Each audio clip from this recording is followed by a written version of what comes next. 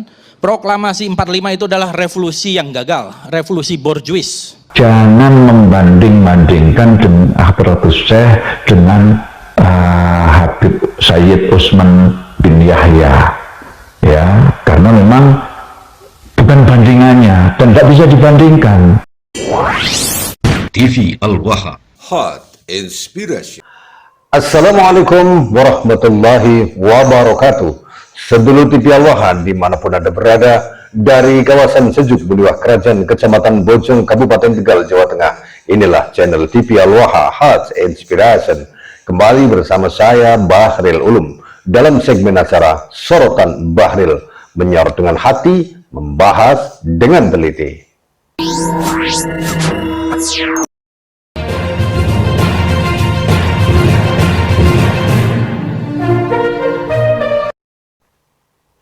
Sedulur TV Al-Waha, Indonesia yang memproklamasikan dirinya sebagai negara merdeka pada tanggal 17 Agustus 1945 adalah sebuah negara yang di dalamnya banyak sekali para kiai-kiai yang berusaha untuk memerdekakan dirinya. Bukan hanya seorang Presiden Soekarno saja yang pada saat itu menjadi orang terdepan dalam upaya memperjuangkan kemerdekaan Republik Indonesia ini, sedulur TV Al-Waha. Tetapi para kiai-kiai kita, khususnya kiai-kiai yang berada di barisan Nahdlatul Ulama, wabil khusus Bah Kiai Haji Hasyim Asy'ari.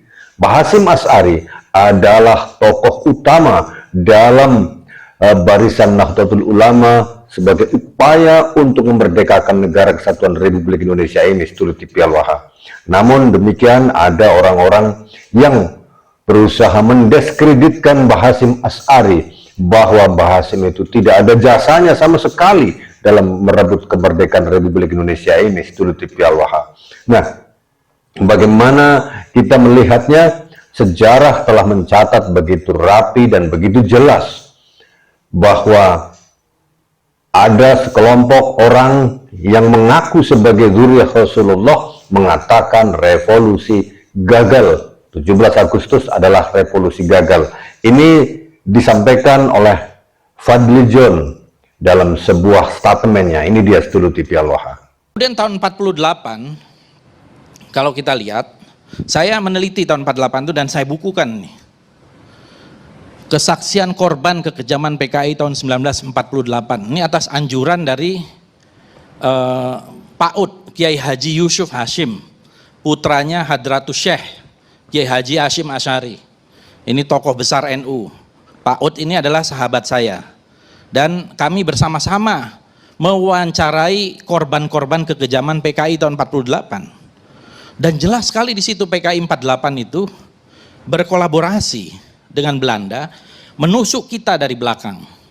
Ketika kita bersiap-siap menghadapi agresi militer Belanda yang kedua, yang kita sudah antisipasi waktu itu, Soekarno, Hatta, dan tokoh-tokoh bangsa mengantisipasi, tiba-tiba 18 September, tentu dimulai dengan kerusuhan-kerusuhan di Solo dan Jogja, dideklarasikanlah Soviet Madiun. Dan dimulai dengan pidatonya Musso. Musso sebelumnya datang, dibantu oleh Belanda, bisa masuk ke Indonesia. Itu ada sejumlah tokoh, ada Musso, ada Suripno, ada Tan Ling Ji, dan beberapa tokoh lain, Maruto Darusman, masuk ke Indonesia. Kan kita masih dalam suasana revolusi ketika itu. Kalau tidak ada izin Belanda, mana bisa masuk. Kemudian berita-berita tentang Musso ini juga didukung oleh Belanda. Dan ketika ada dikejar para pelaku 50 orang di sebuah tempat, dilindungi juga oleh tentara Belanda. Jadi memang PKI ini penasaran sebetulnya. Karena PKI, kalau kita lihat sejarah, tidak ikut terlibat di dalam proklamasi kemerdekaan Republik Indonesia. Tidak. Yang terlibat adalah tokoh-tokoh nasionalis dan Islam. Ya, PKI waktu itu ilegal, tidak ikut terlibat. Makanya mereka penasaran. Di awal-awal dulu PKI mengatakan proklamasi 45 itu adalah revolusi yang gagal, revolusi borjuis. Mereka mau mengoreksi itu.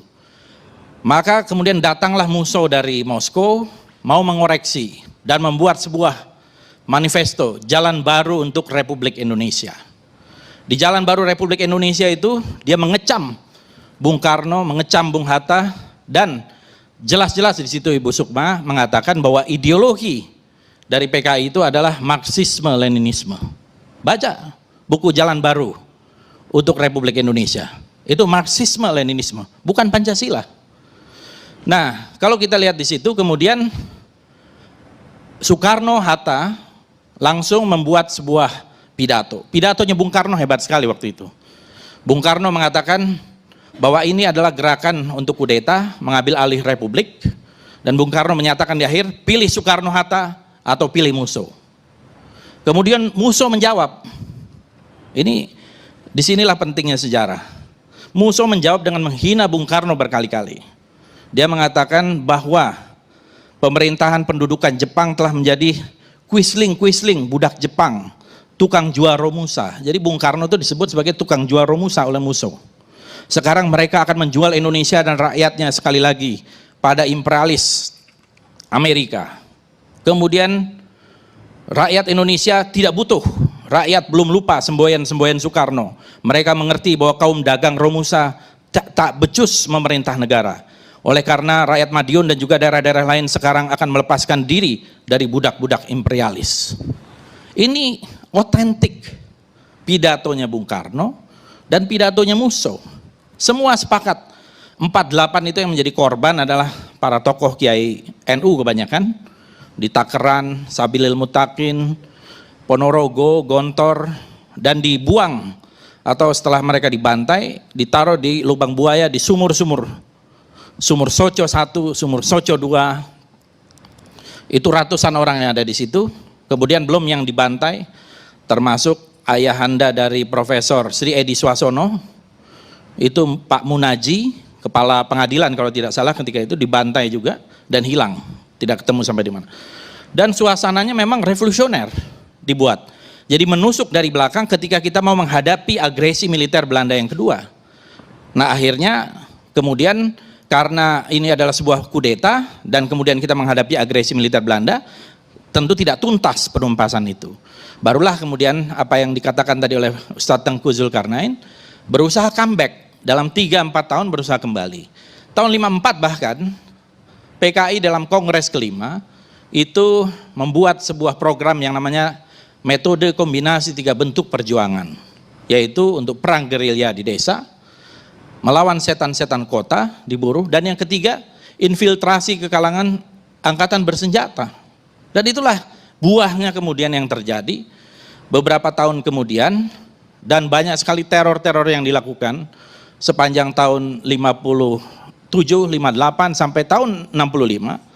Ini juga saya menerbitkan bukunya, Lakon Politik Che Guevara Melayu, ini dari Pak Ridwan Saidi, dokumentasi teror PKI tahun 55 sampai tahun 60. Dan kemudian kalau kita lihat di dalam Harian Rakyat, ini saya bawa fotokopian Harian Rakyat 2 Oktober. Ini tidak bisa terbantahkan, Harian Rakyat ini punya PKI, yang memimpin adalah Nyoto. Ini koran resmi PKI, 2 Oktober. Editorialnya menulis tentang gerakan 30 September. Dan jelas dikatakan, rakyat yang sadar akan politik dan tugas-tugas revolusi meyakini akan benarnya tindakan yang dilakukan oleh gerakan 30 September untuk menyelamatkan revolusi dan rakyat, dan seterusnya, dan seterusnya. Kemudian di karikaturnya ini ada Minggu, Senin, Selasa, sampai Sabtu, ini hari Kamis, Jumat, 30 September dan 1 Oktober, jelas-jelas di situ ada tangan, gerakan 30 September tulisannya, kemudian yang dihajar ini adalah para jenderal. Ya, kemudian lagi, coba lihatkan ke kamera. nah, lihatan, oh ya, nah ini, coba lihat ini, Letkol Untung, Komandan Batalion Cakrabirawa menyelamatkan Presiden RI dari kup Dewan Jenderal. Selalu dia memutarbalikkan fakta. Ini 30 September, kemudian ini pada hari Sabtunya, film minggu ini katanya. Film minggu ini adalah jenderal-jenderal itu jatuh dari jurang. Jadi jelas, PKI pelaku itu tidak perlu diragukan lagi dan tidak perlu ada versi-versi lain. Ya menurut saya selesai kita dengan adanya TAP MPRS nomor 25 dan Undang-Undang nomor 27 tahun 99, selesai perdebatan itu. PKI adalah pelaku kudeta. Nah, sedulur TV Al-Waha, dari apa yang disampaikan oleh Fadli John tersebut, kita melihat bahwa mereka yang mengaku sebagai zuriyah Rasulullah Shallallahu Alaihi Wasallam sudah mengatakan bahwa proklamasi 17 Agustus 1945 adalah revolusi yang gagal, sehingga pantas saja kalau mereka hari ini mengklaim bahwa kemerdekaan 17 Agustus 1945 adalah mereka yang menginisiasi. Ini kan lucu badok sedulur TV Al-Waha. Mereka berusaha mengakui bahwa kemerdekaan Republik Indonesia ini adalah hasil kerja nyata mereka, sehingga mereka berhak untuk mengakui bahwa Indonesia ini adalah milik mereka, seperti yang disampaikan oleh si Bahar dalam pidatonya seperti ini, sedulur TV Al-Waha. Kami adalah majikan kalian, kami adalah pemilik bangsa, kami adalah pemilik kedaulatan Indonesia. Karena di dalam tubuh kami mengalir darah suci kakek kami, Rasulullah. Kami adalah pewaris kedaulatan negeri ini. Begitu. Lucu kan? Padahal tidak ada sejarah yang mencatat bahwa mereka kaum habaib itu berjuang memerdekakan Republik Indonesia. Berapa banyak korban dari Habib yang mati ketika perang 10 November sedulur TV Al-Waha? Tidak ada catatannya sama sekali. Dan lebih tepat lagi, lebih tegas lagi, seorang ulama dari pesantren Tebuireng, di mana pesantren tersebut adalah milik Mbah Hasyim Asy'ari, menegaskan seperti ini. Karena ketika ditawari itu kan dengan tujuan untuk menghentikan. Jadi Kanjeng Nabi itu diminta untuk menghentikan dakwah Islam dengan iming-iming jabatan tinggi, harta yang banyak, wanita yang cantik. Nah, apa yang disampaikan oleh Hadratus ini sebenarnya sudah jelas, ya, sudah jelas bahwa beliau menolak bintang jasa itu karena mengikuti langkah baginda Nabi, ya. Nah, kita tidak bisa membayangkan seandainya waktu itu Hadratus Syekh menerima bintang jasa dari Belanda, ya, otomatis kan terikat dengan aturan macam-macam, ya. Nah, saya membayangkan bisa jadi Indonesia tidak akan pernah merdeka, karena ketika Hadratus Syekh itu menerima itu, sehingga mungkin lebih kalem fatwanya. Dulunya itu melarang rakyat untuk pergi haji naik kapal Belanda, melarang ini, melarang itu, melarang kerjasama dengan pemerintah Belanda dengan dalam bentuk apapun. Itu semua fatwa-fatwa beliau. Seandainya beliau menerima, kemudian harus lebih sopan, lebih halus, mungkin Indonesia bisa jadi tidak akan pernah merdeka. Itulah mungkin, ya, sehingga yang menjadikan Muhammad Asyad Syahab itu menggelari Hadratus Syekh dengan gelar Wadi Ulabinatil Istiqlali Indonesia. Jadi peletak dasar kemerdekaan Indonesia. Nah, salah satunya ya karena beliau menolak bintang jasa, itu bisa jadi itu alasannya. Karena itu saya mohon mulai sekarang jangan membanding-bandingkan dengan Hadratus Syekh dengan Habib Sayyid Utsman bin Yahya, ya, karena memang bukan bandingannya dan tidak bisa dibandingkan. Dalam sisi perjuangan saja nggak bisa dibandingkan, karena Hadratus Syekh itu anti Belanda, sementara Habib Utsman itu mungkin lebih mendekati Belanda, lebih mendekati ke penjajah, ya. Terserah kalau memang mendekati penjajah itu mungkin salah satu strategi, wallahu a'lam. Tapi yang jelas Mbah Hasyim sudah dianugerahi gelar pahlawan nasional oleh pemerintah Indonesia. Jadi itu saja. Jadi saya mohon supaya dihentikanlah, jangan lagi membawa-bawa membandingkan Hadratus Syekh ini dengan Habib Utsman bin Yahya.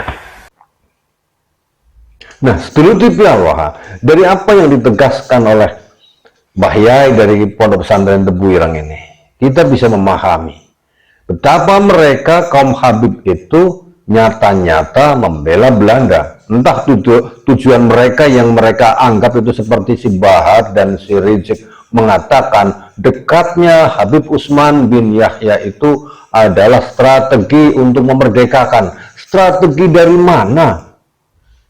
Kita lihat, sejarah juga mencatat bahwa Mbah Hasyim Asy'ari dianggap oleh beberapa orang santrinya bekerja sama dengan Jepang. Tetapi ketika beliau bekerja sama dengan Jepang dalam rangka mewujudkan kemerdekaannya, itu tidak serta-merta mendapatkan gelar kehormatan dari Jepang.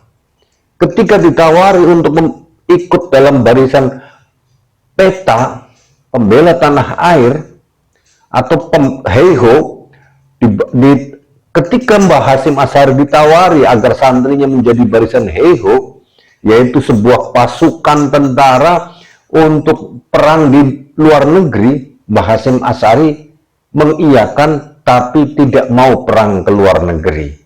Justru kemudian Mbah Hasyim Asy'ari dari situ punya ide membangun pasukan untuk menjaga tanah airnya sendiri, membentuk barisan sendiri, yaitu barisan Hizbullah.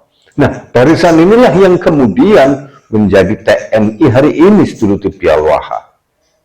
Nah, dari sini kita bisa memahami bahwa mereka yang mengaku sebagai keturunan Nabi Muhammad merasa paling berjasa dalam kemerdekaan Republik Indonesia. Padahal mereka lah yang berusaha mengacak-acak kemerdekaan Republik Indonesia ini dengan mengatakan bahwa 17 Agustus, proklamasi 17 Agustus adalah revolusi yang gagal. Sehingga mereka sampai hari ini masih mendoktrinkan bahwa negara Indonesia itu adalah negara yang gagal karena diawali dengan revolusi yang gagal, sehingga harus diganti dengan khilafah.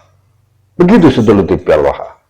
Nah, kita berharap dan kita berdoa kepada panjenengan semuanya yang hari ini masih saja mengagung-agungkan, membela-bela klan Habib, bahwa mereka adalah keturunan Rasulullah. Cobalah buka mata, buka hati Anda.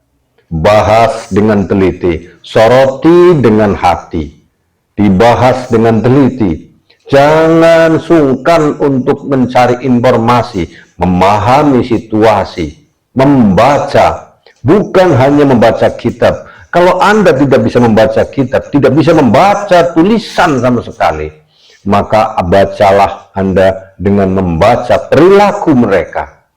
Kemudian cocokkan dengan perilaku Kanjeng Nabi Muhammad SAW yang sudah kita kenali, bahwa akhlak Rasulullah SAW adalah akhlak yang paling tinggi, yang paling agung. Dinyatakan oleh Allah Subhanahu wa Ta'ala bahwa beliau Rasulullah itu akhlaknya berakhlak mulia, bukan hanya mulia, tetapi juga berakhlak agung, lebih dari sekedar mulia. Kalau hari ini mereka yang mengaku sebagai zuriyah Rasulullah terus akhlaknya tidak sesuai dengan Rasulullah, sudah sangat jelas. Kambing tidak mungkin akan melahirkan kucing. Dan kucing pun sebaliknya tidak mungkin akan melahirkan kambing. Kan begitu. Logika sederhananya sedulur TV Al-Waha. Semoga bisa dipahami. Saya Bahril Ulum. Assalamualaikum warahmatullahi wabarakatuh.